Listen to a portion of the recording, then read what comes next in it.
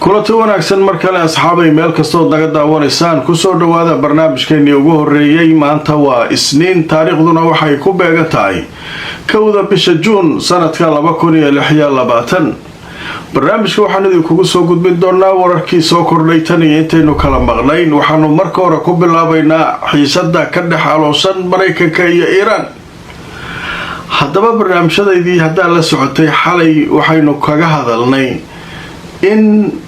Mareykanka la sugayay inuu weerar qaadi doono maadaama Iiraan aan xalay sheegnay in laga soo riday Mareykanka ay ka soo riday diyaarad dronesa oo la yiraahdo MQ-1 mid la yiraahdo oo kuwa halista badan ah marka Mareykanku waxay sheegayeen warbaahintooda meesha la yiraahdo biyaha caalamiga korkooda ku socotay macnaha biyo bad aan cidna lahayn oo badda caalamiga ah ayay ku kor socotay Iiraan maxay tiri badda way ku socotay laakiin dhankeenay u soo xigtay annaga wixii dhankeena soo aada waa soo ridaynaa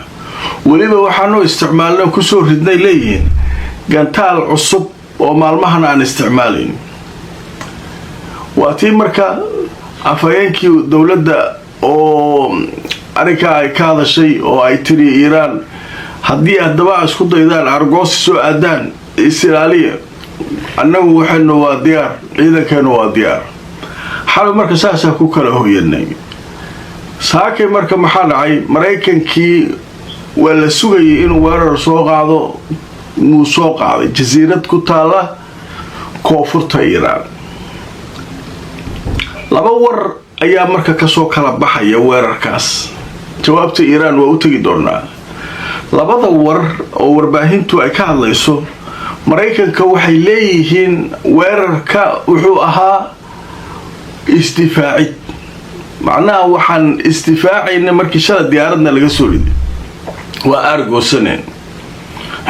laakiin annagu weerar maniin waxaana beegsanay meelihii droniska iyo gantaalaha iyo ay ka soo ridaysa Iiraan warbaahinta Iiraan marka maxay leeyihiin diyaaradihii Mareykanka cashar aysan weligood arkin ayaa loo dhigay gantaalo waxaa loo isticmaalay difaaca cirka ah oo jaha wareeriyay kulligood meel laga jiray aqoon waxbay iska soo tuureen way carareen iyagoo bartilmaameed lahayn sheekadu marka halkaas ay mareen marka hore aan idin tuso marka Mareykanku waxa ay qoreen haddaba telefishinka Al Jazeera ayaa wuxuu leeyahay ciidamada Mareykanku waxay sheegeen inay fuliyeen weerar cusub oo ay ku beegsadeen koonfurta Iiraan taliska dhexe ee ciidamada Mareykanka ee la yiraahdo CENTCOM bayaan rasmi ah oo ay goordhow soo saareen waxay ku sheegeen inay weerar cusub oo istifaacida ku qaadeen goobo raadaarada ay yaaleen oo Iiraaniyiintu ay lahaayeen iyo halka hogaaminta ciidanka Iiraan ee gaarka ah waxaa soo kale weerarnay meelihii diyaaradaha daroonka laga soo ridayay laba goobood ayaan weerarka ku qaadnay leeyihiin goobta la yiraahdo Gork oo ka tirsan gobolka Hormuzgan ee koonfurta Iiraan ku yaala waxaana la sheegay iyo sidoo kale jasiiradda la yiraahdo Qasham labada meelood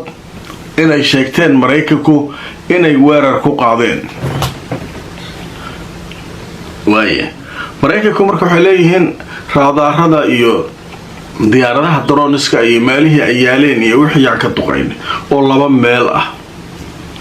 marka warbaahinta Iiraan maxay leeyihiin way iska hadlayaan waxay duqeeyeen lama arko diyaaradahay soo kiciyeen markii ay arkeen gantaalaha jaawareersan ee diyaaradahooda uga arsanaya ayay carareen laakiin annagu sidaa ugama hari doonno markii horeba waanu sheegnay haye maxaa sheegteen hadday na soo aadaan inaan saldhigyadooda ka dhigi doono kuwa aan hore loo arag inta ka hartay saldhigyada awrayba cuntayba Iiraan mugta ku yaala gobolka saldhigyada ciidamada Mareykanka haddana waa baabiinayna markii labada weerar Mareykanka uu sameeyay kadib marka maxaa dhacay Iiraan waxay ku jawaabtay gantaalo ay ku tilmaantay kuwa dhexe maxaa kuwii cuslaa xataa kuma ridinay leedahay waa dhiman yihiin kuwaas laakiin kuwa xoogaa darajada dhexa ayaanu ku dhufanay saldhigyadooda saldhigyada marka laga soo qayliyay markiiba waa Kuwait saldhigga ku yaala kaas mar walba waa la garaacaa. haddaba markaan idin tuso warka iiraaniyiintu ay soo saareen, ciidanka ilaalada kacaanka Iiraan waxay sheegeen inay bartilmaameedsadeen saldhigga Mareykanka ama saldhigyada Mareykanka. wakaalada wararka ee Faris la yiraahdo ayaa soo xigtay ciidanka ilaalada kacaanka Iiraan waxay sheegeen inay bartilmaameedsadeen saldhig ciidanka cirka Mareykanka ay gobolka ku leeyihiin. waxayna sheegeen saldhiggaasi sababta ay u weerartay Iiraan inuu ahaa meesha ay ka soo kaceen qaar ka mid ah diyaaradihii weerarka ku soo qaaday jasiiradda la yiraahdo Sirik oo markaa ay ku bartilmaameedsadeen meeshooda ku weerareen. haddaba warbaahinta Kuwait iyaduna waxay sheegtay in dalkeeda Iiraan ay soo weerartay ayna ka hortagtay gantaalihii halkaa lagu soo weeraray. haddaba waxay ka digayaan ciidanka ilaalada kacaanka Iiraan haddii shaqada Mareykanka ee sidan ah ay sii socoto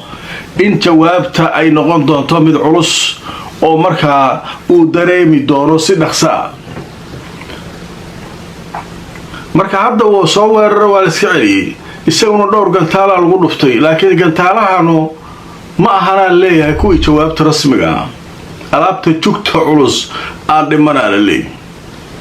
sheekadu marka halkaasay maraysaa. isla markii marka waxaa hadlay khaliijka, dowladihii carabta waa wada qaybiyeen. waxyaabaha la yaab kale marka iiraaniyiintu ay leeyihiin waxaa ka mid ah dowladaha khaliijka waxay cambaareeyeen weerarka Iiraan ay ku qaaday Kuwait, laakiin weerarka Mareykanku ka soo qaaday Kuwait ee Iiraan la soo weeraray maxay u cambaareen waayeen? waa xujo kale moogtay. sacuudiga ururka khaliijka ay leeyihiin kulli warqaday soo wada saareen maanta waxay leeyihiin waxaan cambaareynaynaa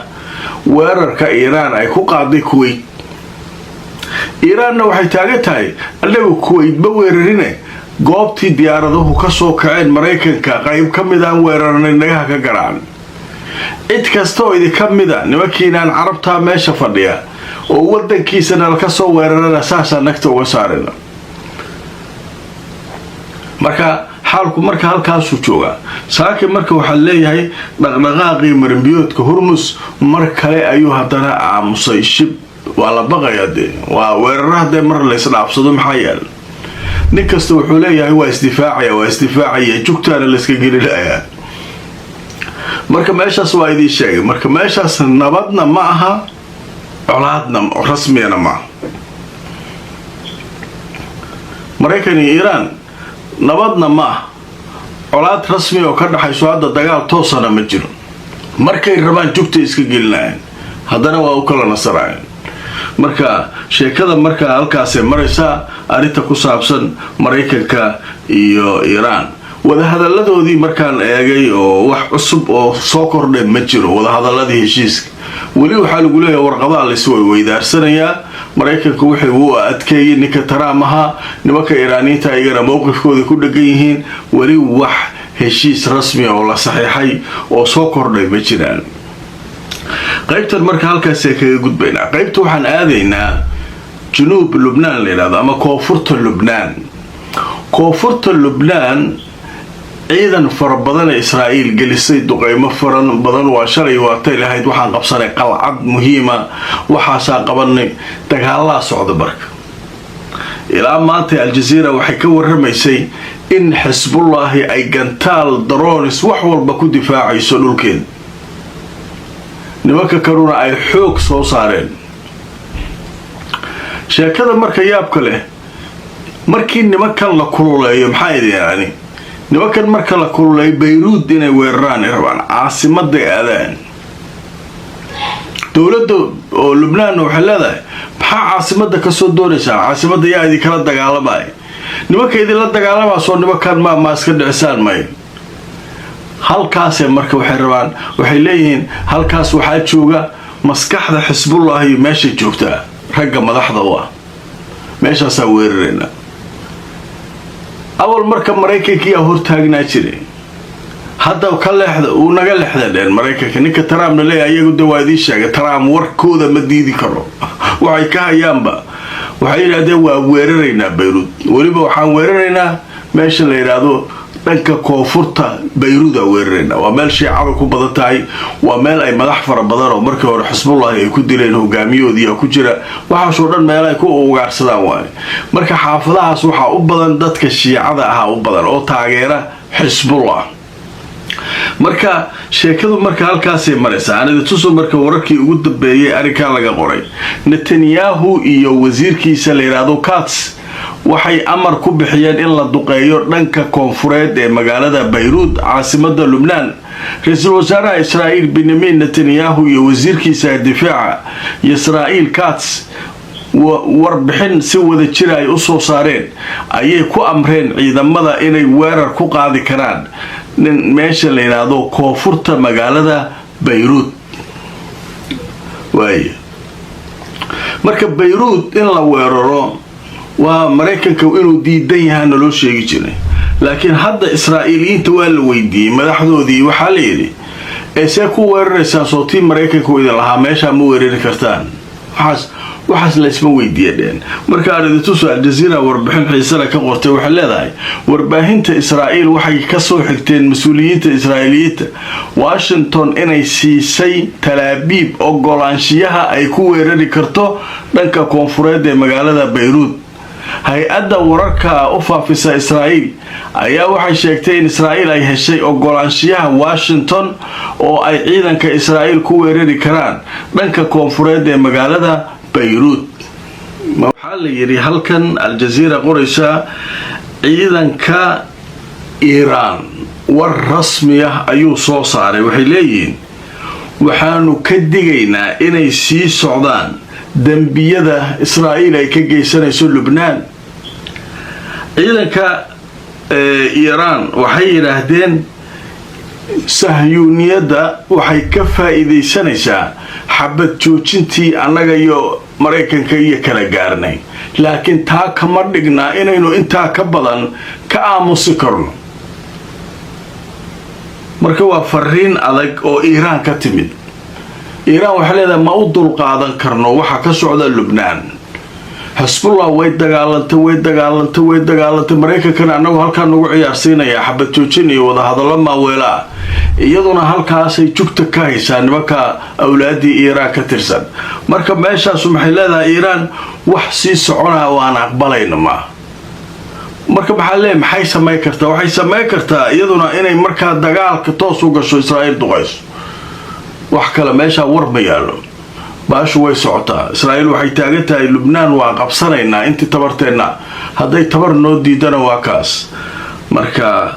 hawsha halkaas ee maraysa wararkaas ayaa soo kordhay intaanu mar kale kulmayno like gareeyo share gareeyo barnaamijka asxaabay meel kastoo aad joogtaan